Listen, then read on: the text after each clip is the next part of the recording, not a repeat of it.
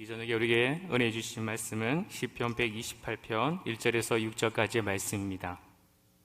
구약 899면에 있습니다. 한 절씩 교독하겠습니다. 여호와를 경외하며 그의 길을 걷는 자마다 복이 있도다. 내가 내 손이 수고한 대로 먹을 것이라. 내가 복되고 형통하리로다. 내 집 안방에 있는 내 아내는 결실한 포도나무 같으며 내 식탁에 둘러앉은 자식들은 어린 감람나무 같으리로다. 여호와를 경외하는 자는 이같이 복을 얻으리로다. 여호와께서 시온에서 내게 복을 주실지어다. 너는 평생에 예루살렘의 번영을 보며 내 자식의 자식을 볼지어다. 이스라엘에게 평강이 있을지로다. 아멘.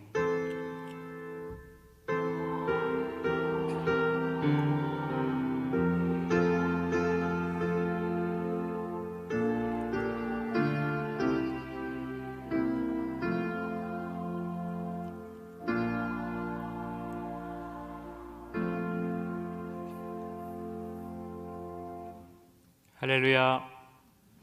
좋으신 주님, 오늘 이 밤에 우리를 만나줄 줄 믿습니다. 우리 좌우로 인사할까요? 좋으신 주님 만나고 돌아가세요. 시편 128편은 표 제목으로 성전에 올라가는 노래라고 되어 있습니다. 사랑하는 성도 여러분, 성전에 올라갈 때, 즉 예배의 자리에 올라갈 때 여러분은 입가에 여러분 흥얼흥얼 거리는 노래가 있습니까? 예배 자리에 나올 때, 또 오늘 이 수예배 나올 때 여러분 오는 길에 어떤 찬양과 어떤 노래가 흥얼흥얼 거렸습니까? 임영웅 노래는 안 됩니다. 요즘 찬송보다 임영웅 노래에 은혜를 받는 분들이 많으시더라고요. 사람이 내게 말하기를 여호와의 집에 올라가자 할 때 내가 기뻐하였노라 라고 시편 122편 1절에 그렇게 말했습니다. 제가 이 설교를 준비하면서 제가 언제 하나님의 전에, 예배 전에 올라갈 때 노래를 크게 불렀나 라고 생각해 보니까 문득 군 생활이 생각났습니다. 여러분 군 생활 이야기 재밌어 하시죠? 네, 저는 군 생활을 강원도 홍천에서 했습니다. 강원도 홍천에서 군 생활할 때 숙소, 즉 막사라 부르는데요, 막사에서 예배당까지 거리가 걸어서 한 10분에서 15분 걸립니다. 요 사이에 위병소가 있어요. 이 위병소는 뭐 하는 곳이냐면 매주 일요일, 즉 주일에 많은 이제 가족들이 면회를 오는 장소이기도 합니다. 매주일마다 한 소대에서 한 10명에서 15명의 사람들이 이제 함께 예배당에 올라가기 위해서 이제 준비를 합니다. 그래도 교회를 다니던 사람이든 안 다니던 사람이든, 예수를 믿든 안 믿든 간에 종교 행사가 있으면 대표적인 종교, 기독교, 불교, 천주교 어디든지 한 곳에 가기도 합니다. 그래서 말끔하게 씻고 A급 전투복을 입고 구두도 닦고 그렇게 출발을 하죠. 그렇게 한 15명 정도 이제 출발하면서 가장 클라이막스는 언제냐면은 의병소를 지나가기 전 약 200m 정도 될 때입니다. 그때 인솔자가 고참이 갑자기 이렇게 외칩니다. 이동 중에 노래한다. 노래는 실로암. 그러면서 실로암을 부르는 거예요. 어두운 밤에 딱 하다가 정말 클라이막스는 위병소 앞에 탁 지나갈 때입니다. 그때 정확하게 큰 목소리로 오 주여 당신께 감사하리다 합니다. 그러면은 옆에 있는, 왜 그러냐면 그때 이 남자라는 종족들이 그 순간에 다른 종족들을 보거든요. 여성이라는, 어머니라는, 할머니라는, 애인이라는 다른 종족을 보면서 목소리가 더 커지는 것입니다. 얼마나 크게 부르는지 그때 온 모든 그 다른 종족의 여성들은 다 자기의 애인이고 자기의 어머니고 자기의 할머니가 되는 거예요. 그러면서 힘있게 오 주여 당신께 감사하리다 하면서, 도대체 누구한테 감사한지 모르겠지만 그렇게 하면서 예배당에 올라갑니다. 사랑하는 성도 여러분, 이렇게 주님을 사랑하는 자에게 하나님께서는 뭘 주시죠? 잠을 주시죠. 그러면서 예배당에 올라가면 하나님께 주신 그 영혼의 쉼을 주십니다. 그리고 영혼의 쉼을 푹 쉬고 나서 생명의 떡과 같은 초코파이를 하나 먹습니다. 초코파이를 먹고 이제 다시 돌아오죠.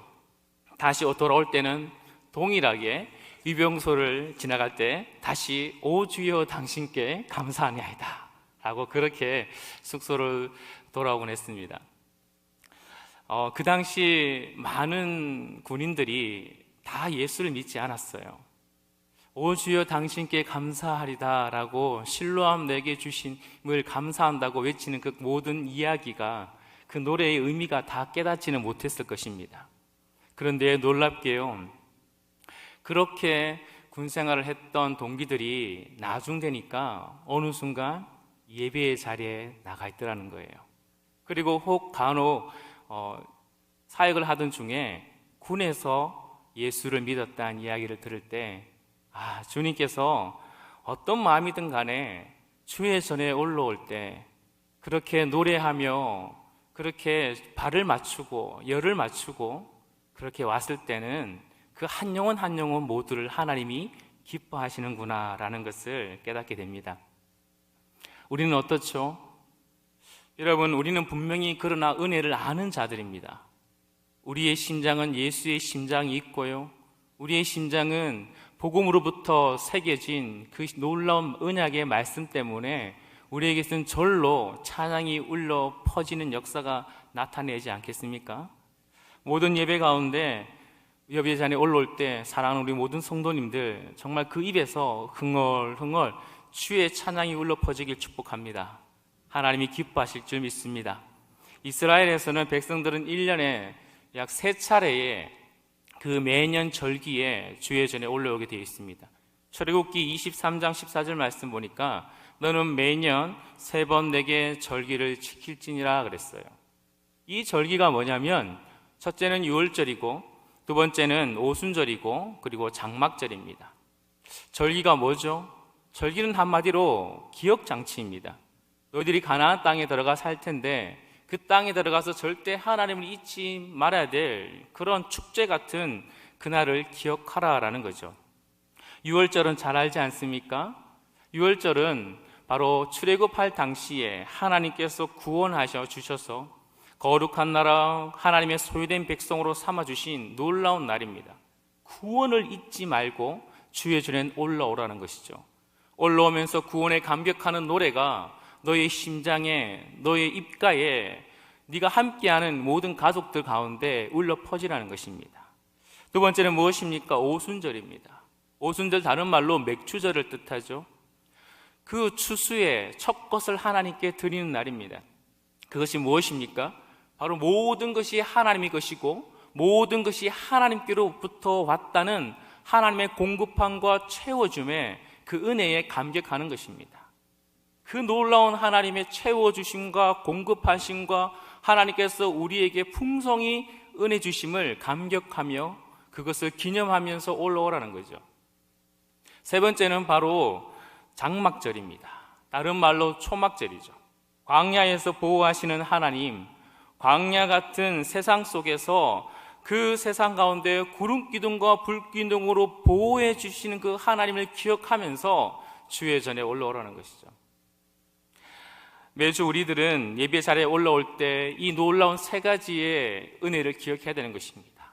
첫째는 구원의 은혜요, 하나님의 채워주심의 은혜요, 하나님은 하나님의 보호하심의 은혜인 줄 믿습니다. 이 놀라운 은혜를 기억하며 주의 전에 올라오는 것이죠. 올라오는 길이 쉽지는 않았을 것입니다. 매년 3차례 주의 전에 올라온다는 것, 갈릴리에서 예루살렘까지의 거리가 약 150km라고 이해합니다. 그 정도 된다면 차로야 1시간, 2시간, 반나절이면 가지 않습니까? 그런데 그 당시는 걸어서 가는 거예요.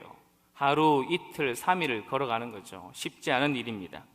그리고 심지어 더 흩어져 있는 디아스포라의 사람들은 더 오는 길이 정말 멀었을 것입니다.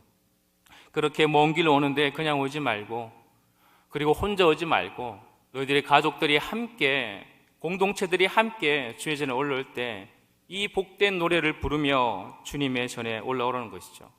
시편 20편부터 시편 134편까지 15개의 시편이 성전에 올라올 때 부르는 노래라고 그래 불러져 있습니다. 이들은 그냥 부르지 않아요. 이 내용을 읽어보면 하나같이 다 믿음과 관련되어 있음을 압니다. 주의 전에 올라올 때 노래를 부르지만 그 은혜에 감격하지만 또한 하나님께서 주실 그 놀라운 은혜와 복과 상을 기억하면서 찾아오는 것이죠. 히브리서 11장 6절 말씀 여러분 잘 알지 않습니까? 한번 같이 한 목소리를 보겠습니다. 시작. 믿음이 없이는 하나님을 기쁘시게 하지 못하나니 하나님께 나아가는 자는 반드시 그가 계신 것과 또한 그가 자기를 찾는 자들에게 상 주시는 이심을 믿어야 할지니라. 아멘. 반드시 기억할 것이 무엇입니까? 하나님이 살아계시다는 거예요. 두 번째는 뭐죠? 주를 찾는 자에게 반드시 뭘 주신다고요? 상을 주십니다. 여러분, 특별히 오늘 이 시편 128편을 통해서 저는 여러분에게, 이 예배 자리에 나온 여러분들에게 하나님의 그 복이 얼마나 큰지, 그리고 그 복을 여러분이 다 가지고 돌아가시는 밤 되길 주의 이름으로 축원드립니다. 시편 128편에는 3대가 등장합니다. 한 가정에 구성하는 남편이 2절에 등장하고요, 3절에서 아내가 등장하고, 그리고 3절에서 동일하게 자식이 등장합니다. 6절에서는 후손들이 등장하죠. 예루살렘으로 올라가는 이 길에 노래를 부르면서 이 이스라엘 공동체의 혈육의 끈끈한 정을 다시 한번 기억하게 되는 것입니다. 그리고 이 시편은 한 가정에, 한 사람에게 누릴 수 있는 산업의 형통, 그리고 가정의 행복, 그리고 이 사람을 통해서 이루어지는 국가와 사회의 번영의 역사가, 그런 복이 나온다는 것이죠. 그 시작점은 가정입니다. 가정에서 흘러넘치는 복이 결국은 그 가정의 울타리를 타고 넘어서 그 모든 가정이 속해 있는 사회와 가정, 그 이웃들, 모든 사람들에게 그 복이 흘러간다는 거죠. 곧 있으면 설 명절 연휴입니다. 여러분, 이번에 연휴에 어떻게 다 가는지 모르겠지만, 여러분 어떤 가족들이 다 오는지 모르겠지만, 여러분 그 가정 안에서 하나님의 복이 흘러넘쳐서 모든 자녀들과 모든 후손들에게 그 복이 흘러가길 축복합니다. 첫째는, 예배자의 복은 바로 산업의 형통함입니다. 1절과 2절 말씀을 한번 같이 읽어보겠습니다. 1절과 2절입니다. 시작. 여호와를 경외하며 그의 길을 걷는 자마다 복이 있도다. 내가 내 손이 수고한 대로 먹을 것이라. 내가 복되고 형통하리로다. 아멘. 시편의 시작의 1편의 말씀은 복이 있도다 라고 얘기합니다. 복 있는 사람은 어떤 사람인가 라고 하면서 복된 신앙 삶의 원리를 가르쳐 주는 게 모든 시편의 이야기입니다. 누가 복이 있다고 오늘 이 본문의 1절에서 말하고 있습니까? 바로 여호와를 경외하고 그리고 여호와의 길을 걷는 사람에게 복이 있다라고 말하고 있습니다. 여호와를 경외한다는 것은 그 마음에 경건한 마음을 가진 것이요, 그의 길을 걷는다는 것은 여호와의 경건한 생활을 한다는 것입니다. 시편 119편 63절 말씀에 나는 주를 경외하는 모든 자들과 주의 법도를 지키는 자들이 친구라 그랬습니다. 주님을 경외하는 것이 가장 중요한 경건한 마음인데, 그 마음을 붙들고 주의 말씀을 지키며 따라 살아갈 때 놀라운 복이 있다는 거죠. 가장 큰 복은 하나님이시요, 그리고 더 놀라운 우리에게 복은 하나님이 나의 친구가 되는 복이 있다는 것입니다. 그러면서 시편의 저자는 그렇게 주님을 경외하고 뜨겁게 사랑하고 그 길을 걸어갈 때 너희들에게 얼마나 놀라운 축복이 있느냐, 바로 2절의 말씀이에요. 네가 네 손이 수고한 대로 먹을 것이라 라고 얘기합니다. 네가 복되고 형통하리로다. 산업의 축복이죠. 직업 세계에서 하나님께 주신 놀라운 축복입니다. 사랑하는 성도 여러분, 내 손으로 수고해서 먹는 것 얼마나 복된 인생입니까? 세상은 그렇지 않은 것 같습니다. 정말 수고하였는데도 얻은 것이 별로 없을 때가 있죠. 심지어 떼이기도 합니다. 수고의 결과를 다른 사람이 가져가기도 하죠. 그런데 반대로 수고한 만큼 혹은 그 이상으로 열매가 있는 경우가 있다는 것이에요. 왜 그렇습니까? 일의 결국이 우리에게 있지 아니하고 모든 것이 하나님께 있기 때문에 그렇다는 것입니다. 시편 127편은 이 시편 128편과 굉장히 밀접한 관계가 있는데요, 거기에 1절과 2절 말씀에 이런 말씀이 있습니다. 한번 같이 읽어볼까요? 여호와께서 집을 세우지 아니하시면 세우는 자의 수고가 헛되며 여호와께서 성을 지키지 아니하시면 파수꾼의 깨어 있음이 헛되도다. 너희가 일찍 일어나고 늦게 누우며 수고의 떡을 먹음이 헛되도다. 그러므로 여호와께서 그의 사랑하시는 자에게는 잠을 주시는도다. 아멘. 경건한 사람, 하나님을 경외하는 사람, 그 모든 사람은 바로 하나님께서 책임져 주시고 하나님께서 지키시고 하나님께서 네 손으로 수고하는 만큼 확실하게 먹게 해 주신다고 말씀하십니다. 아니요, 그 이상으로 하나님의 형통하게 해 주심을 우리에게 약속하고 있습니다. 복된 가정이 무엇이 복된 가정입니까? 모든 가족들이 자신의 손으로 수고하는 대로 먹고 사는 가정이 복된 가정입니다. 이스라엘 사람들은 손으로 일하는 것을 굉장히 중요하게 여겼어요. 그래서 예수님도 자신의 손수 목수 생활을 했고요, 바울도 손수 자비랑 선교사를 했습니다. 사람의 몸 가운데 손이 얼마나 귀합니까? 그 모든 세상의 모든 것들이 또 손을 통해서 만들어지기도 합니다. 우리들이 이 손으로 한 만큼, 이 수고하는 만큼 하나님께서 복을 주신다는 것은 언약적인 표현이기도 합니다. 우리의 예배가 제대로 회복될 때 손으로 수고할 일에 복을 주신다는 말씀이 바로 신명기 12장 6절에서 7절 말씀에 이렇게 나와 있습니다. 읽어보겠습니다. 너희가 번제와 너희의 제물과 너희의 11조와 너희 손의 거제와 너희의 서원제와 낙헌 예물과 너희의 소와 양의 처음 난 것들을 너희는 그리로 가져다가 드리고 라고 합니다.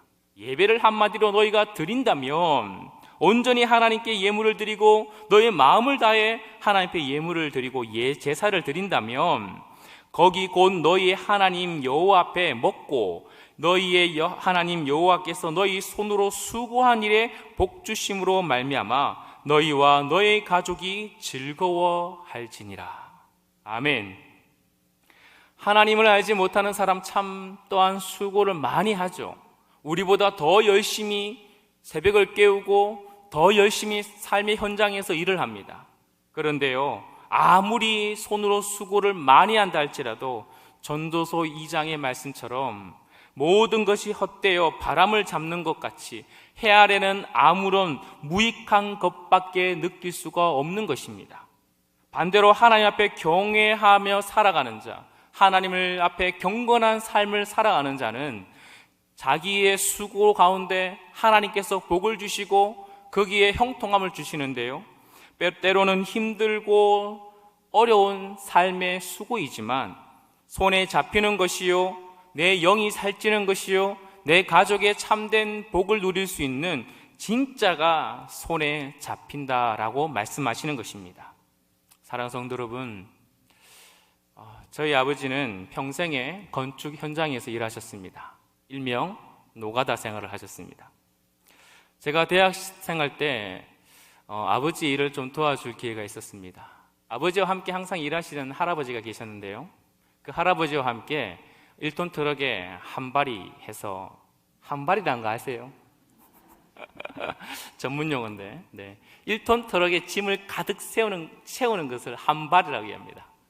한발이를 이빨 채워서 그렇게 할아버지와 함께 이제 일을 하고 가는 길이었어요. 그 할아버지가 저에게 이렇게 얘기하는 겁니다. 망근아, 놀라지 마세요. 제 이름이 망근입니다. 저도 제 이름이 요색할 때가 있어요. 망근아, 네 아버지가 땀 흘려 일한 것, 그 일한 걸 통해서 받지 못한 돈만 네가 잘 받아도 참 편하게 살 텐데 라는 그런 얘기를 저한테 하는 것이었어요. 아버지가 한마디로 돈을 많이 떼어 먹였다는 것입니다. 그러면 세상이 그런 것 같습니다. 일한 만큼 받지 못하는 것이 또한 세상인 것 같습니다. 그러면서도 저는 생각했어요. 정말 세상에 나쁜 사람 중에 정말 나쁜 사람은 땀 흘려 일한 사람의 돈을 떼먹는 것이구나라는 생각했어요. 그런데요, 어느 날 아버지가 저에게 또 고백하는 것입니다. 만근아, 참 신기하다. 하나님은 참 신기한 것 같구나 라고 얘기합니다. 우리가 필요할 때마다 항상 하나님께서 채워주시는 것 같구나. 네가 등록금이 필요할 때 기가 막히게 등록금을 주셔. 그리고 네가 참 우리 가정에 필요한 것이 있을 때 하나님께서는 참 그때그때마다 채워주시는구나.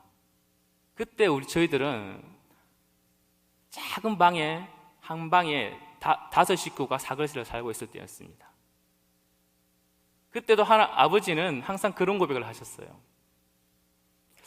하나님이 채워주심을 경험하는구나 라는 거죠.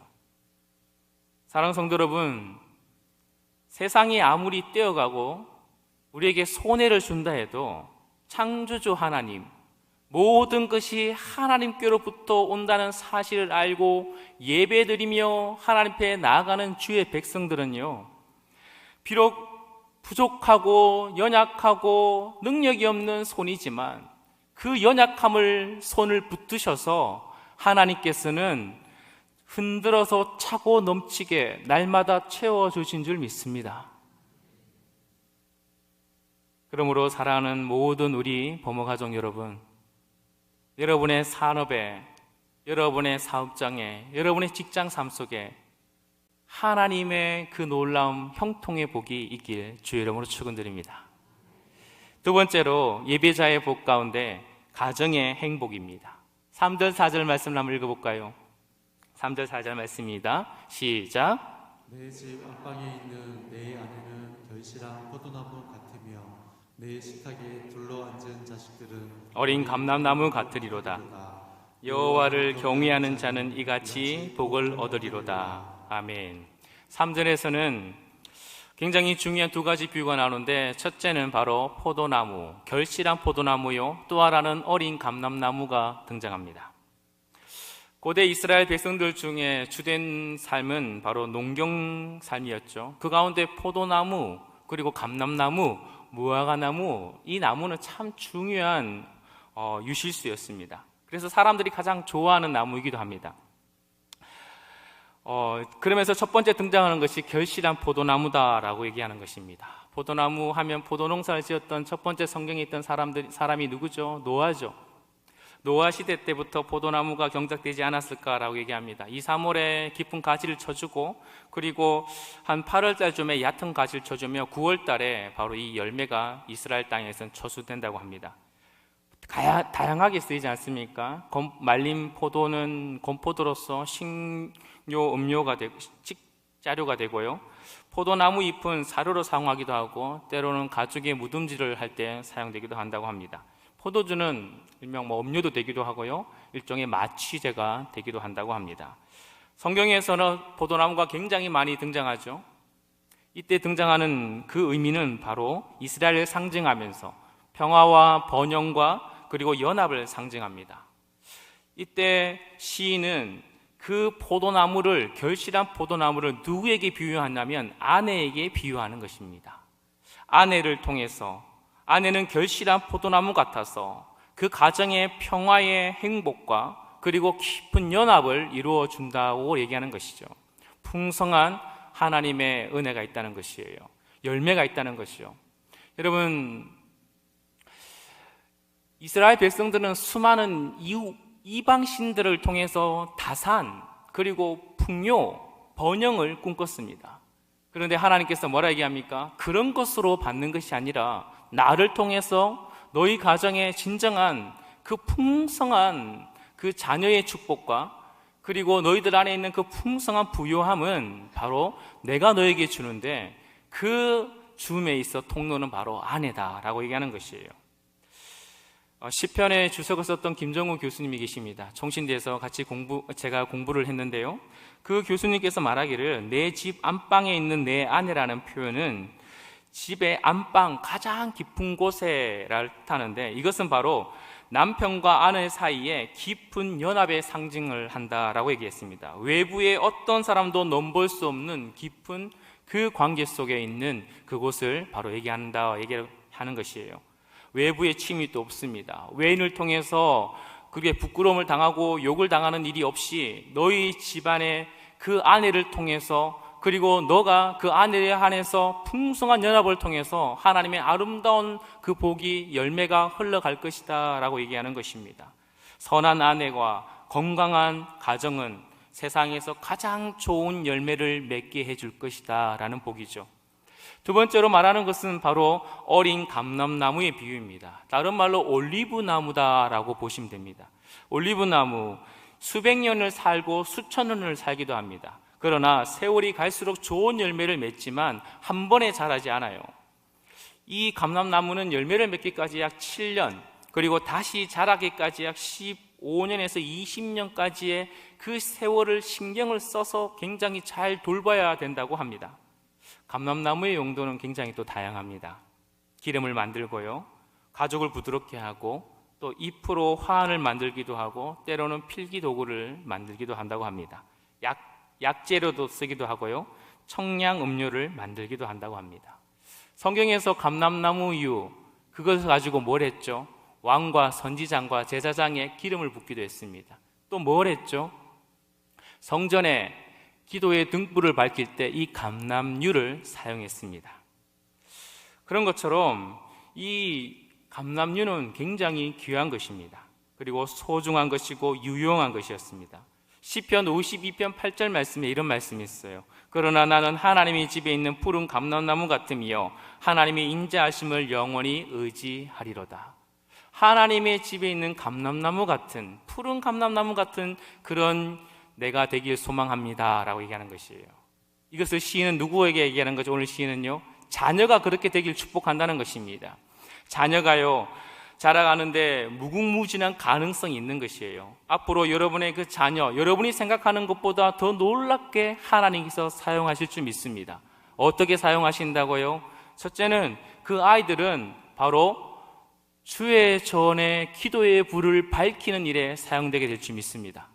그 우리보다 더 나은 하나님의 자녀가 되는 거죠. 늘 기도가 끊이지 않는 기도의 자녀, 기도의 사람, 그런 사람이 우리 자녀가 된다는 것이에요. 또 뭐죠? 식료로 된다는 것입니다. 많은 사람들을 먹여 살리는 거예요. 나눠주고도 꾸어주고도 복을 흘러넘치는 그 복이 여러분의 자녀에 통해서 일어난다는 것입니다. 또한 어떤 일이 벌어지죠?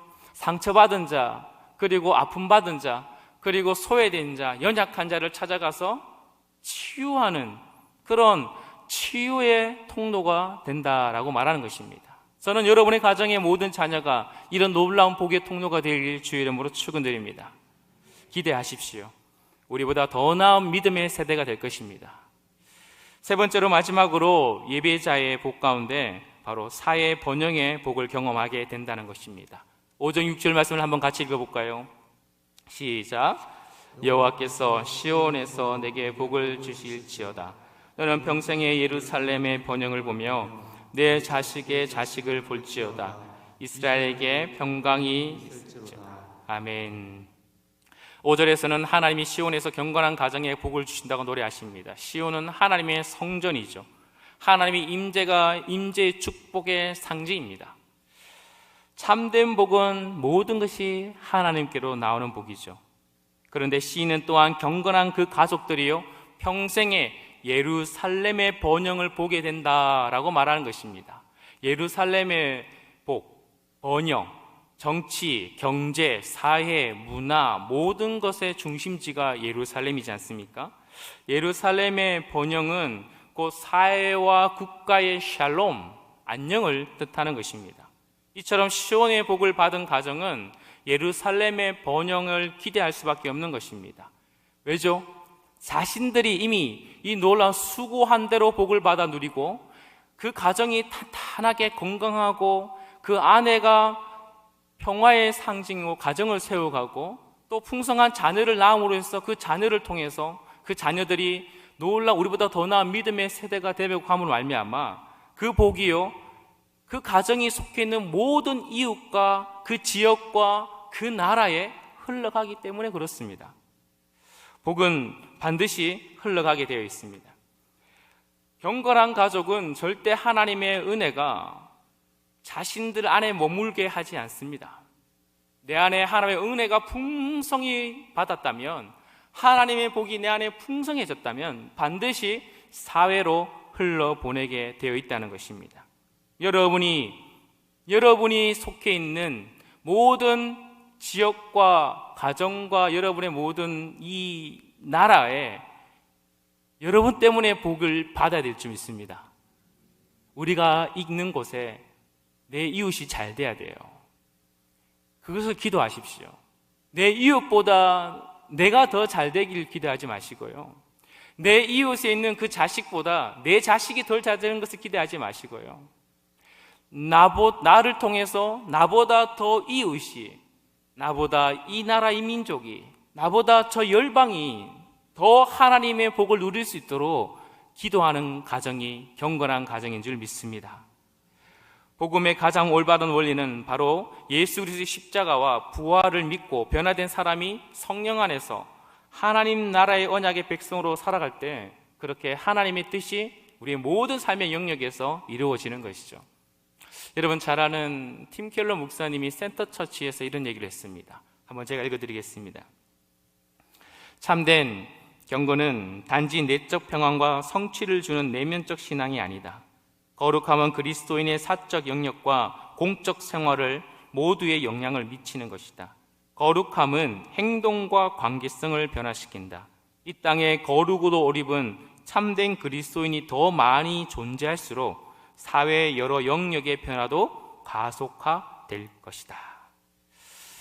여러분, 여러분이 속해 있는 모든 곳에 여러분이 거룩한 옷을 입은 참된 그리스도인으로서 복을 받아 누리고 있다면 여러분을 통해서 이 대구 땅이 놀랍게 은혜를 받을 줄 믿습니다.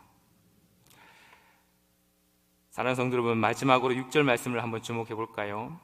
어떤 일이 벌어집니까? 내 자식의 자식을 볼지어다. 이스라엘에게 평강이 있을지로다 라고 얘기하는 것입니다. 자식의 자식을 본다는 것, 창조 명령이 아닙니까? 아브라함 때부터 흘러오던 그 놀라운 언약의 말씀이 이루어지는 것이에요.